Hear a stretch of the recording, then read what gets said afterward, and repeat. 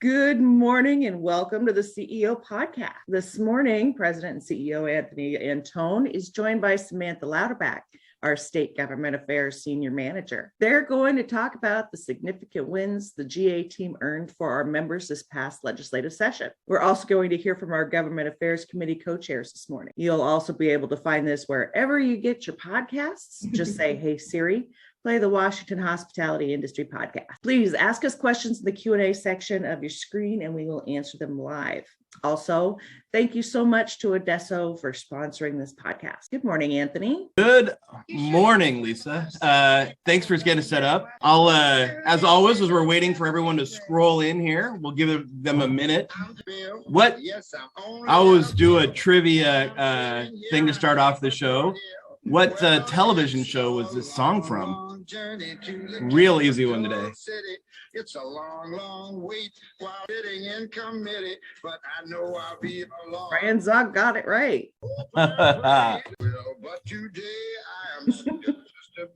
So, all right. I love this the Schoolhouse Rock video as all the songs, but grew up with that as a kid. Watching that while my parents were still sleeping in the morning because they closed down the restaurant at 2 or 3 on a Friday night. So my sister and I would get up and watch television in the morning until everybody woke up later that afternoon. Just part of my insight to my warped upbringing. That being said, you think we've given ourselves enough time, Lisa, for everyone to log in? Sure, let's go ahead and get going. I would love a little feedback from the group that is listening. We're getting up to a couple of hundred people who are now listening to this as a podcast later. And is it helpful to keep the live version of this going? Do you like the ability to ask me questions and interact? Put that in the chat or if we just went straight recording, is it indifferent to you either way? So as we're doing these podcasts and trying to keep you up to speed, I'd love some feedback from those who tend to get in here live each month. Do you like the live aspect? And would you ask us to keep it? That being said, I played I'm Just a Bill, not because I'm a nerd. Well, partly because I'm a nerd, but also this is our legislative review podcast. And with me, I have Samantha Louderback. Is it okay to call you Session Sam publicly? Should I not do that? Sam has this great game face when she's protecting the industry and working on it that she cares so deeply about it. We've called that alter personality Session Sam. Sorry, am I going to get in trouble for sharing that, Sam? No, I'm just in a good mood. So Session Sam has been put away. We're a couple weeks after session. She's no longer here. So we've moved past that. Well, with that, Samantha, if you haven't met her, she's our senior manager for government affairs and has done just an amazing job for us in a lot of segments. In fact, some of the bigger ones we're going to talk about today are going to be involved in her area. So I asked her to be on today. We want to walk through some of the bigger highlights of session and make sure that you're aware of some of the work we've done on your behalf and try to tee you up for what's next and answer any questions you have about session so we can put it behind us and then move forward from here. With that, I think I just want to move forward. Sam, let's cover a couple of the bigger issues we face on behalf of all the industry. We work on things that impact different segments, but sometimes there's things that impact everyone. Sam, if you had to pull out one of the bills, maybe UI bill, how did our work on UI help the industry and what was involved and did we win on that one this session? Yeah, UI was a huge victory this session. I think as everyone remembered getting their taxes last year when the first benefits came out or the first rate hikes. This bill essentially capped the social tax at 5%. So instead of every employer in the state having to pay more, this capped it at 5% because of the funds. The fund was overused during COVID, unfortunately. And so we needed to prevent rates from jumping again. So I think this will be, we'll watch the rates this year and see if there's continued work in the future as well. Well, and a lot of times we see the big issues of like grants or this one particular thing. And a lot of people don't even understand the UI and workers' comp system, how much the impact, but that saved the industry $200 million, which individually was probably one of our biggest wins of session, even though explaining the details of socialized tax and other things can be snore inducing. It's real money. So Sam, to you and the GA team, great work on that. I think a lot of people are going to also think about the $300 million in grants that are coming available. Some are specific, some are general, but because of all of them are the most impacted, a lot of them are being available to our industry. So if you read about one, you're like, well, that one doesn't help me. Our hope is that there's enough of a spectrum that we can help a lot of people. But $300 million in grants will be coming available. You're going to hear them about 34.5 here and 17 here and 25 over here and 85 over here and 15 here. But there's a lot of grant money coming on board. We're going to be doing a lot of work this quarter to try to articulate and make sure we're doing what we can to help and make that system tough to, or not tough to navigate. Outside of grants and UI, any other broad issue, Sam, that we would want to mention on behalf of the whole industry, not necessarily a specific segment? Yeah, absolutely. I think one that comes to mind was key TAM. I think our members and anyone involved in government affairs over the last couple of years have heard me talk about this every session. Luckily, this year, we were able to defeat key TAM again. As a quick reminder, this bill would allow frivolous lawsuits against employers with workplace safety violations. There's a similar law in California, which we've seen our partners down there face severe consequences. And so we have been fighting it here for the last 3 years, and we'll continue to educate lawmakers on a better path forward and making sure that our workplaces are safe and our employees are treated fairly. Absolutely. And I'm sure there's someone who's like, they're talking about key TAM and I'm trying to survive my debt right now. This is a major, major bill. So I would kind of become familiar with this one. And as you talk about your legislators and community folks, this is one that's going to be with us for a while that we're going to have to be vigilant on. And it's pure dollars wise in a 10-year window, probably one of our biggest wins we've had in stopping that thing. The other one there's other ones like paid family leave, which needed to be bailed out this session. So we didn't have massive taxes on everybody. And the data privacy bill. And for those of you who have customer lists or other things and exposures on liability on that, the team did a lot of work that if you just looked at the iceberg, you wouldn't know how much was going on underneath the water. Sam, thanks for all your work.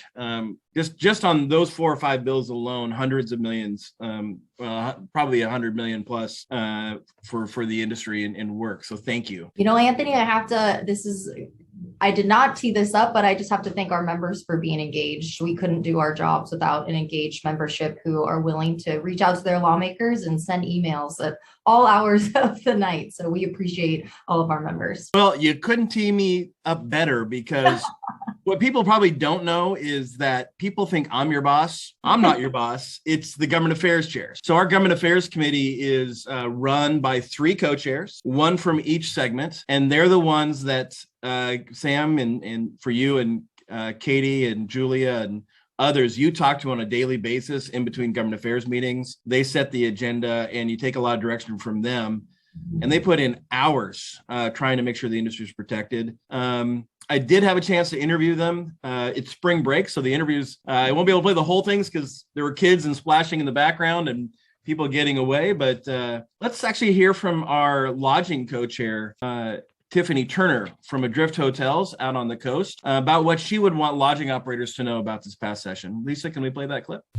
Yeah, I think just generally how hard the team worked to secure not only the relief that was given, but also the ergonomics bill was really targeted towards lodging. And just the fact that the team worked so tirelessly for the entire industry, hotels and restaurants. We have so much thanks to give the team for the ability to keep the relationships with our legislators and our governors strong, even when it wasn't easy. And so thank you and the team for all the work you've done. Well, I think the thanks ought to go to Tiffany as much as I appreciate Sam. Your team did work amazing. Sam, she mentioned on behalf of lodging the ergonomics bill. And it was funny because earlier this week, I saw a replay of West Wing and their walk down the hallway. One of the people said to the other ones, "What do you think about ergonomics?" And they said, "I think that's a silly name. But other than that, I don't know anything about it." I'm like, well, that probably describes our average listener now of, again, what is ergonomics having to do with putting a head in a bed or my costs? Can you give people a quick understanding of why ergonomics was such a huge deal, particularly for lodging this year? Yes.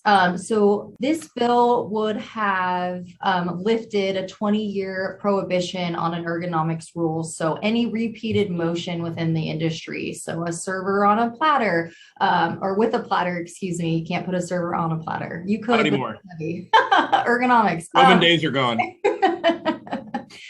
For hotels, like our housekeeping staff. And so what we saw with this bill, it really was narrowed. So it wasn't every industry. It was really focused on housekeeping and those janitorial services. So, and when this legislation was passed in the early 2000s, we had seen a cost of implementing this law of upwards of $100,000 to $200,000 per location, because each individual job within the facility would need to have its own handbook on how to prevent these ergonomic injuries. And some of those being rotating staff. So your front desk could have had to then switch to be housekeeping. Your housekeeping would have had to go to front desk to fill the spots and the hours, or even reduce shifts. So this was a huge win. We worked tirelessly. We called this the Valentine's Day bill because the House of Representatives went until 6 a.m. the next day fighting this bill on the floor, and the Senate, it was a battle in the Senate as well. So we are so proud of this win, and we'll continue to work on this over the interim to make sure that we're showcasing that our industry is keeping our employees safe, and how can we do a better job. I also think we learned a little bit. Our for those who don't know, we have a task force, a committee that just looks at how we do workplace safety standards, mostly for our retro program. I think they have a challenge in front of us on how we get ahead of this. How we can look at some of the injuries they're pointing at as some of the examples, and let's take them off the field. Let's figure out how we can give you the ammunition on ergonomics to say, look at all the industry's done since you've raised the issue. Therefore, we don't need it. I think the other interesting thing on ergonomics was I got a call from an HR person who I knew the company, but I didn't know the person, who just wanted to thank me for your work. So Sam, I think you spent 2 full weeks, 70 hours of doing nothing but ergonomics for like 2 full weeks. You'll never get those 2 weeks back. But I just wanted, I got a call from an operator who's got a couple of hotels in California and a couple of hotels here. And she could not have been more thankful for stopping that bill, because the cost of ergonomics to her properties in California and time and effort and distraction has been enormous. And so it was noticed because I got a random call for a thank you. So good work on that, Sam. I would say the other thing on lodging is if you got impacted by the eviction moratorium, there is grant funding on the way. And so that money won't be available until July 1. The details of how that's going to come out is going to be a lot of conversations, so how to document that.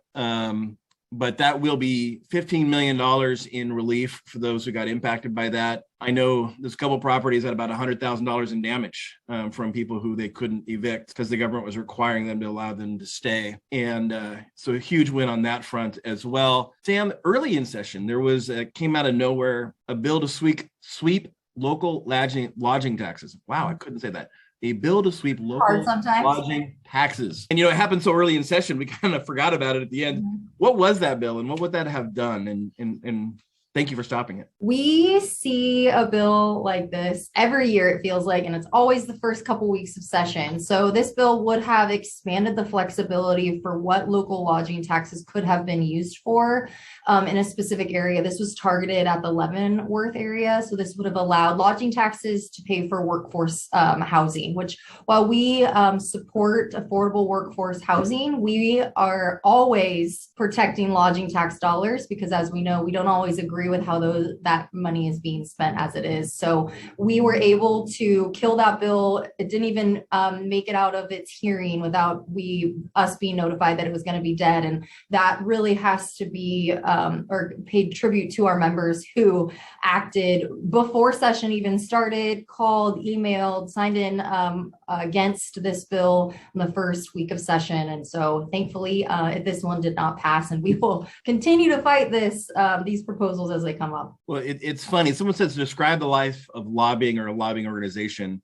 And how do you describe this bill that comes out of nowhere? Wasn't on anyone's prior thing. all of a sudden it's red hot and they're talking about it, and 4 days of your time just stop, and we have to do grassroots to protect lodging fund. And it's like one of those, you just got to roll with that roller coaster of session. So nice work on that one. A lot of other lodging wins, including money for the convention center. The data privacy thing would have been a massive impact to lodging. But if we talk about everything, we're going to run out of time. Let's switch over to quick service. And had a great 2-year co-chair for quick service. Brian Marino is a McDonald's franchisee out of Othello. Can we play his clip of what he would want quick service operators to know? Sure. I think this is something we're trying to wrestle with across the country, and particularly in metro areas, where what is the future of drive-through? What is the future of quick hospitality? Which kind of leads me to think more about what's on the road ahead. For the last 2 years, small business owners in our industry have been visible. A spotlight's been, highlighting our barriers and our challenges, and been at the forefront for the first time. How long will that stay in the memory of our legislators, of our community members?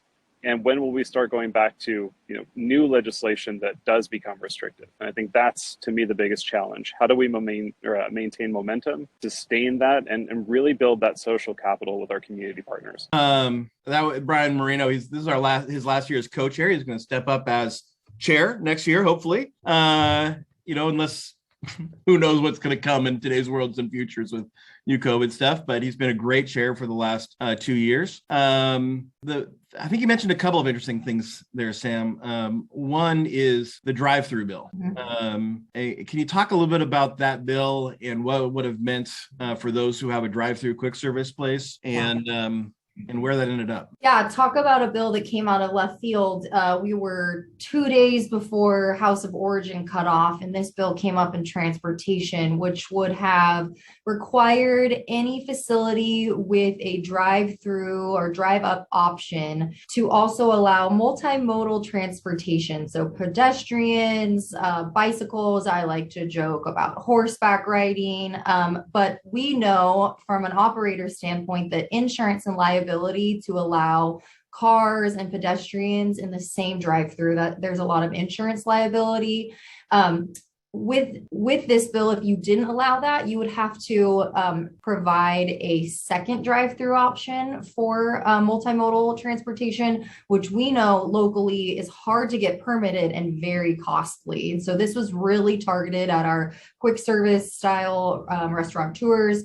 We were able to also talk to the prime sponsor and get this defeated, which was super helpful because we had talked to a few of you out during that week. I mean, we only had a couple days to get some information on this bill, and to add a second drive-through or drive-up lane in a McDonald's, for instance, is over $100,000. And that's after permitting costs and to be able to get it done. So this was a huge victory. I don't think we're going to see the end of it, but we are working with the prime sponsor to figure out a solution that gets at his goals and still protects us as well. I thank you, and thanks for all your work on that one. And I think the drive-through thing is going to be an issue in front of us for a while. The other thing and I'll get to one of Brian's point here at the end, but pop syrup just won't go away. And yet another year where we had to defeat the pop syrup bill again. Of all these segments of the industry that probably most impacts quick service, impacts everyone a little bit, but as far as pure dollars and percentage of business. So great work on the team on defeating that one. And then the other one I'd mention, unless you have one that you'd like to mention, Sam, is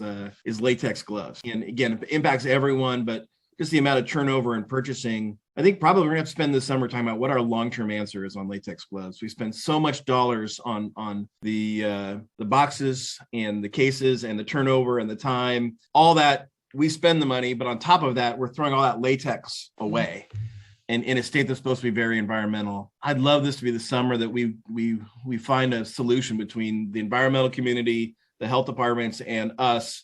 There's got to be a win-win in here somewhere, doesn't there? Or didn't we allow something in the food code that maybe would be a small solution? Yeah, within the food code, it did allow for bare hand contact with ready-to-eat food, but it wasn't intuitive. It was really hard to understand. It was really hard to read in the code. So I worked with the Department of Health to get an application set up that really point blank shows an operator what they'll have to do to get approved for a variance for bare hand contact. So I would really recommend going to look at our Quick Bites website that we have on hospitality website that goes over all of the food code changes, but specifically around bare hand contact.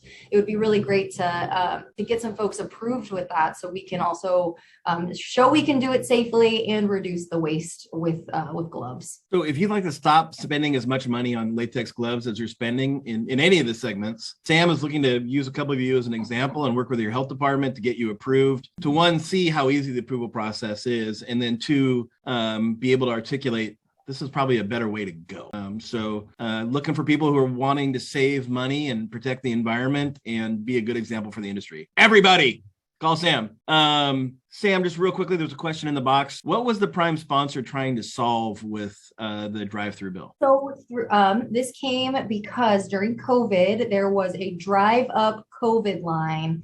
And because the person was not in a vehicle to get tested, they were turned away.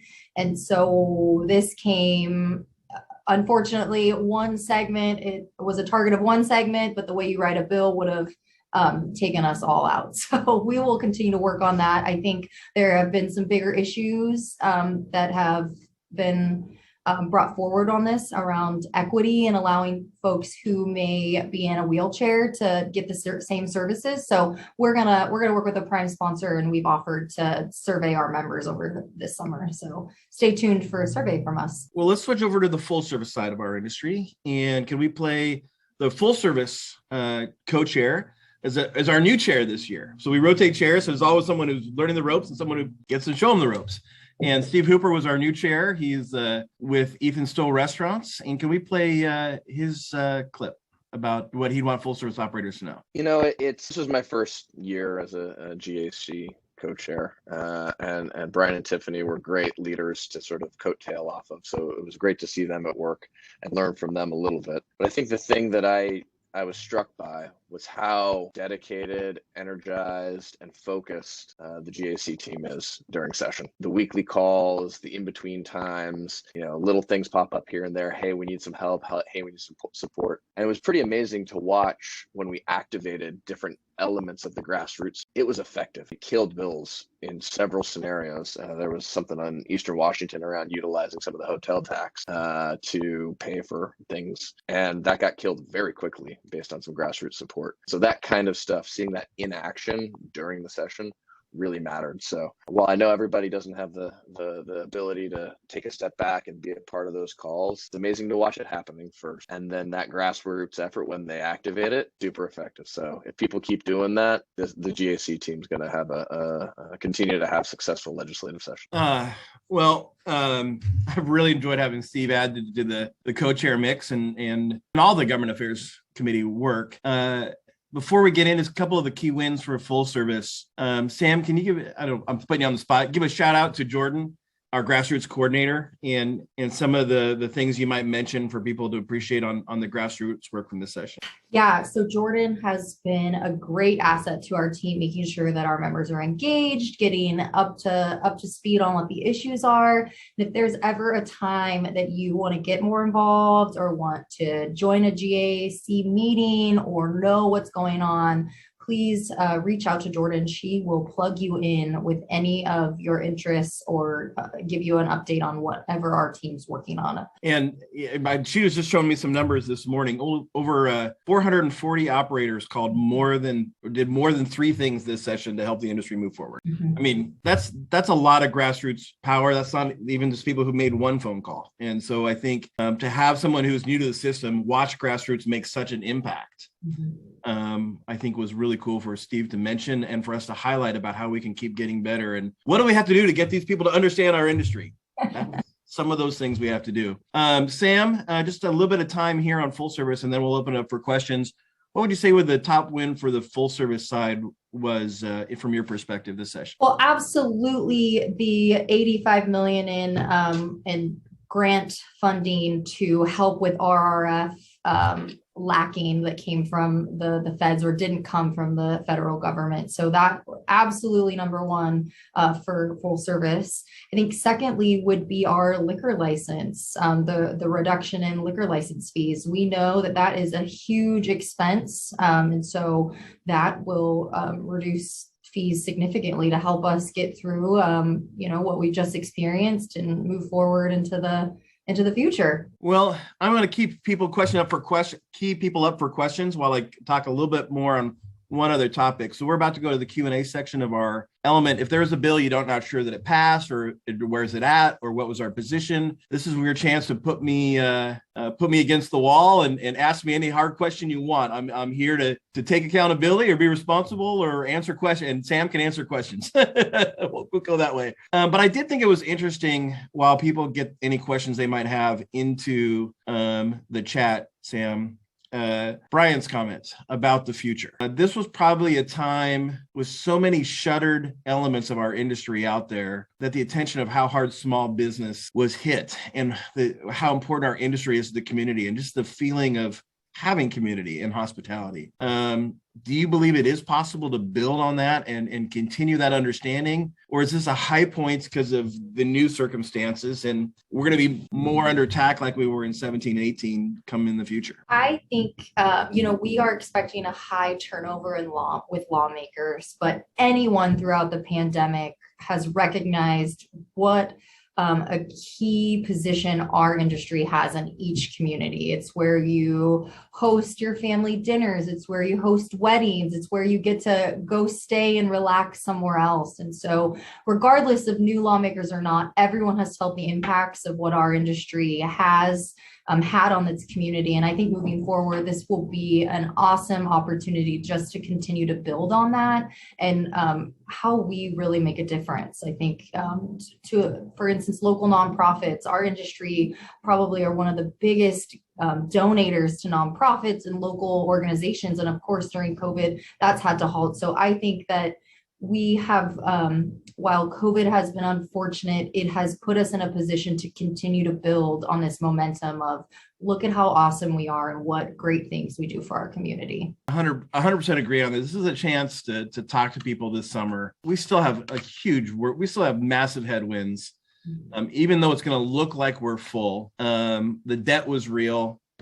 We're not operating at full operations on a handful of nights or otherwise because we don't have the workforce we need. I just saw that, Sam, I don't even know if I shared this with you, that the data came out from ESD this past month. Seattle lodging is still down 50% of its workforce from January 2020, 50. And while that's the highest level of any of the impact, and Seattle lodging is going to be maybe the largest way to come back, it just where we're at and how we're doing. It's a struggle. So, Lisa, have any questions come in either now or earlier in the process that we should answer? No, it looks like you guys are doing a good job of covering everything. Well, hopefully that means we nailed everything. If you joined the podcast late, I would love feedback. We're getting a core group who ask questions, and then we're getting the number on our podcast replays is really jumping up. I think we're over a couple hundred. So we were debating, is live helpful or just simply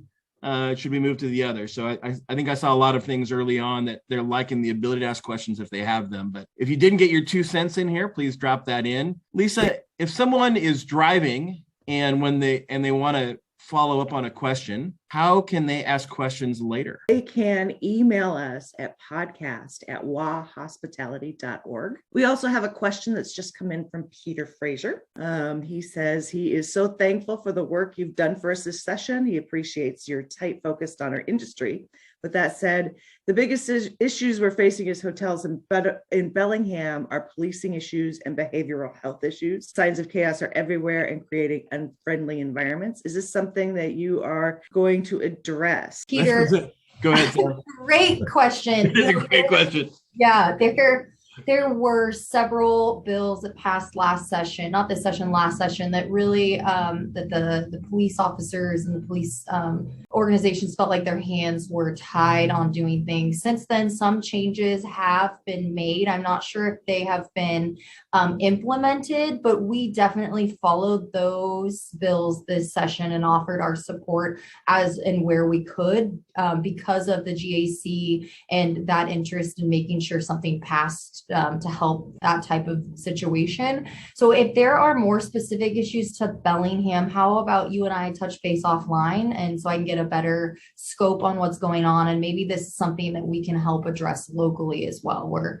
happy to help be a conduit between our connections and whatever's happening locally. And Sam, something you may not know because you had session going on, but at our last board meeting, it was actually raised that we're so involved in operational issues. How do we involve in, for lack of a better term, and I'll come up with a better term another day, social issues, homelessness, safety, policing, mental health, housing. All of a sudden, we're dealing with issues that really we're equipped to deal with UI and workers' comp and wage and liquor control board. And so the board was ready to tackle that as one of their big topics at the May meeting.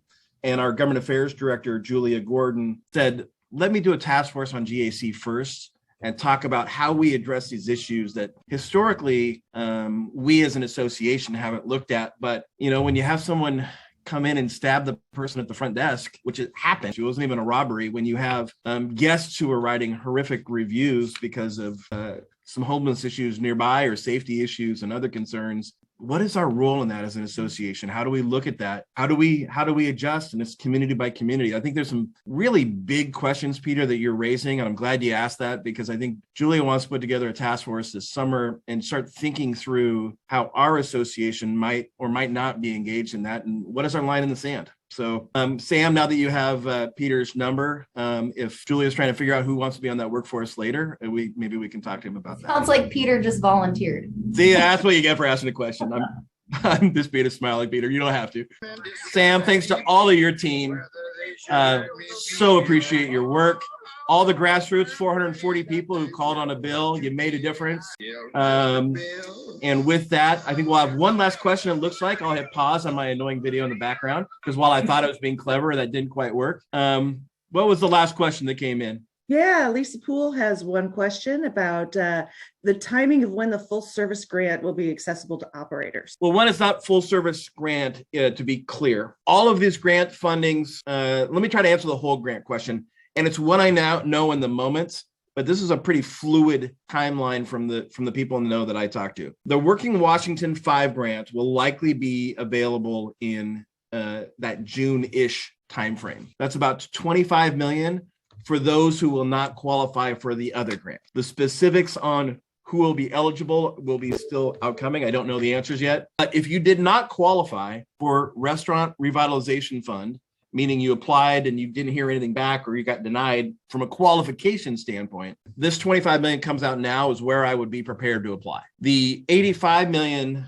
and the $15 million and the $30 million and the $34.5 million, all those other grants, the money's not going to be available until July 1. Department of Commerce, just like the hotels and the restaurants and retail, and now I'm learning airlines are short, a good 10% of their workforce. So they've got a lot of grants to put in to apply. It'll be no earlier than July 1, but if they can't get the staffing and or support they need, it wouldn't surprise me that slid maybe into August. I would keep listening to the podcast and watch your notices and keep in touch with your territory manager. As soon as they come available, you're probably going to get an email from your territory manager saying this is open, and that as we know which ones you qualify, we'll probably, like we did in prior grants, be giving you a call. So if you don't know who your territory manager is, or you're like, I never got a call from anyone, that's a problem on our end, let us know and we'll do an introduction. All right. Well, thank you both so much for this podcast and your time this morning. We want to thank Adesso one more time for sponsoring us, and thank you all for attending. By the way, just quick plug, but really important. If you don't know what Adesso is, or you didn't get ERTC funding, that's a lot better than the grant money we have coming on board. So minimally, I hope you've really, if you haven't even heard of ERTC, or like, yeah, I heard you mention it last time, that is a good program that the federal government put out, and Adesso can help you walk through it. So that's one I just want to be excited about and hope that you took the time, because it's a real relief, real good support. So, all right. Thanks, Odesso. Thank you, Sam, and all your team. You guys are amazing. Bye, everybody.